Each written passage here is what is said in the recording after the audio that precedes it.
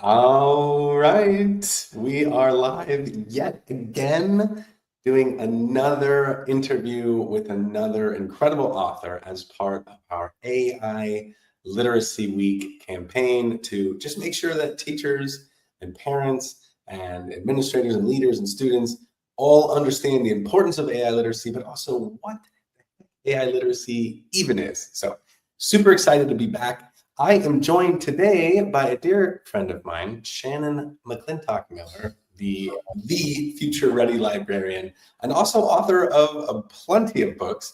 Today we are talking about a new series of books that you just put out, Shannon.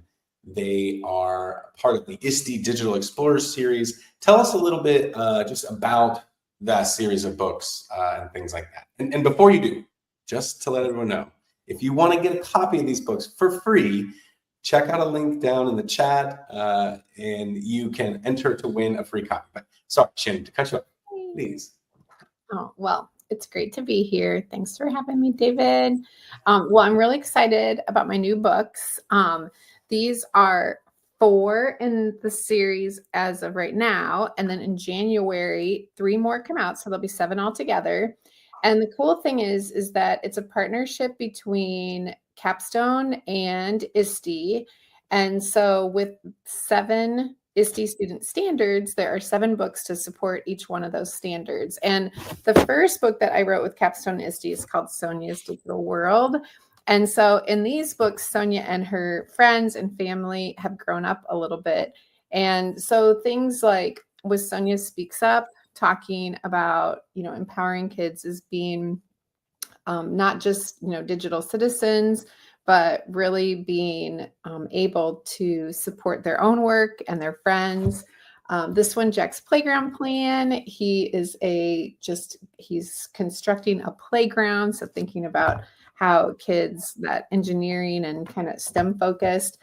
Hagen Proudly Presents, named after my Hagen. And this one I love because, again, we want our kids to be able to present what they create and be good digital citizens too. And then Anna's Smart Move. And this one is about computational thinking and coding. And so really fun and really cool because we even created those awesome book creator companions that are amazing, David. And those come out. We were so excited because we showed those off at ISTE at the conference this summer. And I can't wait to use them with my own kids this year at Van Meter. So just really exciting. And I love how these support. And then, like I said, 3 more come out in January.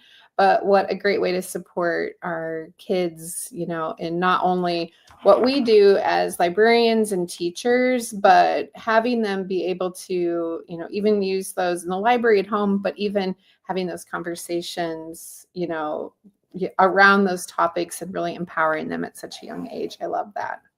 I do too. And it's a really unique set of resources for that age group and ahead of its time, really, because it is touching on those ISTE student standards. And we know that a big topic these days is that AI literacy piece. So I would love to know from your perspective and all the work you do around the globe with librarians and teachers, is how are you defining AI literacy as an author and as a librarian and as a teacher? How are you defining AI literacy as you're kind of moving forward? Yeah, that's a huge topic and one that, we're really thinking very thoughtfully about at our school as we go into another year of embracing and using AI. I'm in a school from preschool to 12th grade, so we think about this across that grade span. But AI literacy is really giving kids and supporting them and having that ability to understand and use and really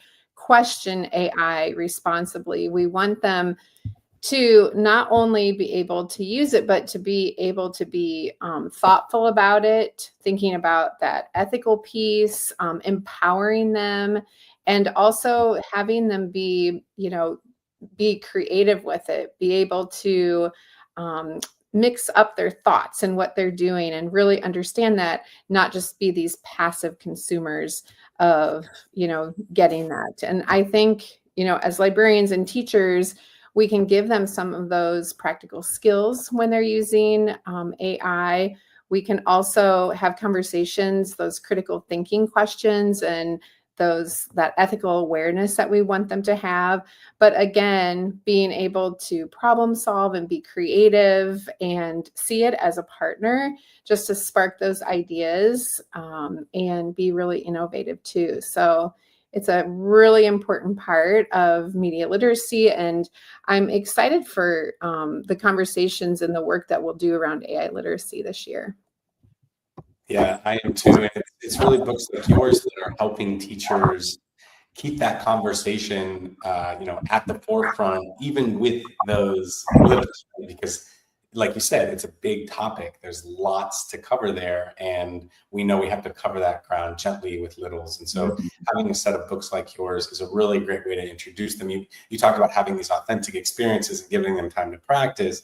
That is exactly what we're trying to do with your books and the collaborations that you've done with other platforms like ours, Book Creator and Kami and Breakout EDU, so that teachers can bring those stories to life with their students and give them that practice. I really love that. Okay, so a teacher maybe who does or doesn't have your books wants to they're overwhelmed, it's back to school, but they know they need to be doing this stuff. What's just a really low stakes thing they can do with AI right away to start using it with their students?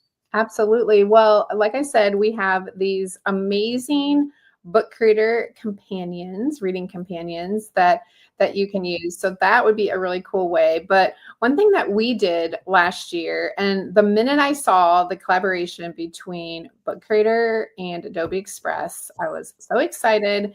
And I thought this is the perfect way to kind of introduce like these tools that we use and something that they can do, not only our students, but our teachers, and how they can really understand how kids can use it. And so we used a tool to just generate ideas, and it was a writing prompt that the kids did. So for example, maybe something like write about a pet that has a secret superpower.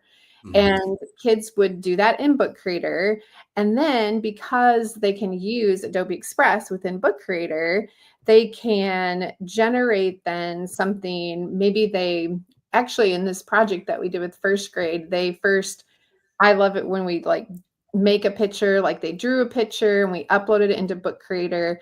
And then they used AI to create a prompt around what they actually like drew and the illustration that we uploaded. So they had their drawing, they used then the images that they generated, and then they even found an image, like a photo of animals too, within Book Creator. And so something like that, especially with like first grade, I used it even with our kindergartners around their animal reports and creative writing that they did. I think that was for the contest that won our kindergartners. And so it's just really fun to be able to show not only kids that, that they can be creative and that they can really think and rethink around their ideas, but also to hook our teachers into wanting to try more.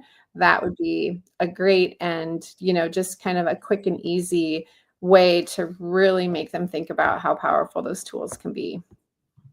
Yeah, I love that idea too. I love how simple it is because it just starts with a drawing, right? And what kid doesn't like to draw fun pictures and use pens and paper, and then really digitizing that and taking it to the next level. It's awesome. So we know that there are teachers who are hesitant about AI, and that's really what AI Literacy Week is about. It's about creating that comfort level of understanding that you need in order to be using it effectively in your work and with students, because that's a big responsibility. So what's just like one misconception about AI in education that you're ready to sort of dismantle? Well, I think that people think that it's going to replace teachers. And the reason that I love being a teacher is the relationships that I have with my kids, the impact that I can make, to make them feel welcome and loved and excited about learning. Like that is not going away. Using AI, we can use it to support us. We can use it to be more efficient. We can use it to personalize things. We can use it around creativity and innovation. but what is core to us and that human like part of us as teachers, like that's not going away. These things are using, we're using this. I heard this, during our back to school time with our administrators. Like it's a tool that's helping us like personalize and find time to do things, I think, that are even more important. We have even more time to be able to just be with our kids and to have that, human interaction that we all love as being educators. I love that response. Yes, got to keep the human in the classroom. Beautiful. Let's focus back. I want to focus back in on the books themselves. We're wrapping up here. We only have a couple minutes. So I want to just sort of reiterate for teachers why they should be buying this book, why this should be a set of books they should have in their classroom. What's something that their students are going to walk away with if they're using these books? Well, I think one thing that I'm excited about the book, or the books, I think about like Hagen Proudly Presents, for example. And in this book, it's something that we all see. They do some research, they create something using Book Creator. They have comments and somebody's made a comment that maybe isn't very nice. Like we've all had that happen. And then what happens, of course, is the teacher goes and they talk about, being kind. They talk about making good comments. They even talk about presenting. And I talk to teachers a lot about this at my own school and other librarians and educators around the world is, our kids are creating these great things. Like give them a chance to shine and give them a chance to show off, like, proudly present what they have created. And this is just not only really thinking it's a fun story to read, but it's a thoughtful conversation. There's questions in the back. There's companions that we have done in Book Creator. There's partnerships with Cami and Breakout EDU and Merge, like all these things and even more that we can put into this. And it's a lesson that I love because a librarian or a teacher could pick up this book, do the lesson, and really like have these 7 books like span throughout. You don't have to read them all at once because you'd want your kids to understand those standards and wrap their head around it, but really use them throughout the year to teach and reteach and support those standards and what we want our kids to do and feel as digital explorers themselves. I love that. And I do love just how much effort you put into making sure that these books come to life using these other resources and just how much extra you can do once you start with that story. Once you have that foundational story in place, you can continuously reference back to that and really essentially bring that story to life in the classroom and allow the students to become the characters and things. So it's just such a pleasure to talk to an author and someone who cares so much about students and teachers and really making sure that we are getting the most out of this crazy technology flying around, but without hurting anyone, right? That's the real goal here. So if you have not already, there should be a link down in the chat or comments that you can click on to enter to win a copy of the set of 4. That's currently how many are out. The set of 4 Digital Explorer books by Shannon McClintock Miller. We'll be sending those to one lucky winner. We're very excited. Shannon, thank you so much for being with us. Anything you want to leave the audience with? Any final comments? I just wanted to say you can find more information about the books. You can find the Book Creator, the reading companions, the Cami activities, Merge, Breakout EDU, and more at ISTEDigitalexplorers.com. And so you can go there and find all kinds of things to support and even more fun too. So thanks for having me, David. Absolutely. It's been an absolute pleasure always, Shannon. Thank you so much. Thanks. We'll see you all next time. Take care.